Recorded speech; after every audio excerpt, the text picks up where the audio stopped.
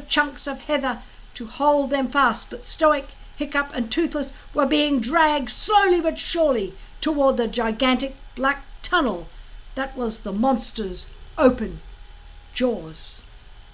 The Green Death paused for a moment before he blew out again, enjoying their terror. "This is what happens if you don't listen to dragon law," shrieked Toothless to himself in horror as he peered around the side of Stoic's cloak. The monster puffed out his cheeks, and Stoic and Toothless waited for flames to consume them. But no fire came out. The Green Death looked very surprised. He puffed out his cheeks and he blew a little harder. And again, no fire. He tried once again, and now his head seemed to be turning a strange purplish colour with the effort of blowing, and it seemed to be swelling bigger and bigger, as if he was being pumped up with air from the inside. The monster had no idea what was happening. He thrashed around wildly, and his eyes bulged larger and larger, until with a bang that could be heard from hundreds of miles in every direction, the Green Death blew up right in front of their eyes. This may seem like some sort of miracle or an invention on the part of the gods, but in fact there is a logical explanation. When Hiccup was hanging in the sea dragon's throat, desperately repeating, "I need to live, I need to live," to himself, he had taken off his helmet and plugged the horns as hard as he could into the fire holes. It was a perfect fit.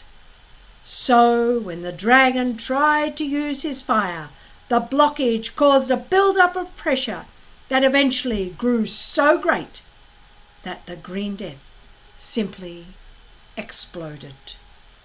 Now there were pieces of dragon flying in all directions. Stoic and Toothless were incredibly lucky not to get hit by anything, standing as close to the explosion as they were.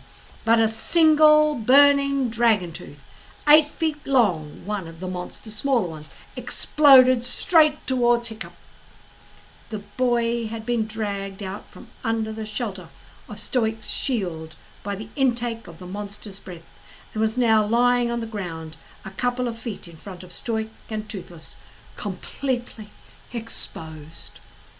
Stoic caught the movement of the tooth out of the corner of his eye and flung himself and his shield forward. Only a Viking could have gotten there in that time. Shooting woodcock with a bow and arrow develops very quick reflexes. So his stoic shield did save Hiccup's life after all. If he had not been there, the tooth would have impaled Hiccup like a pawn on a stick. As it was, it buried itself deep, deep, deep into a bronze centre of the shield and quivered there, blazing with green-edged dragon flames. Stoic lifted the shield, terrified that tooth might have pierced through his son. But Hiccup was unharmed. His eyes opened, and he was listening for something. He was listening for a strange sound that seemed to be coming from the flaming tooth itself. It was the sound of a wheezy, echoing singing, like the wind blowing through the coral caves, and it went something like this.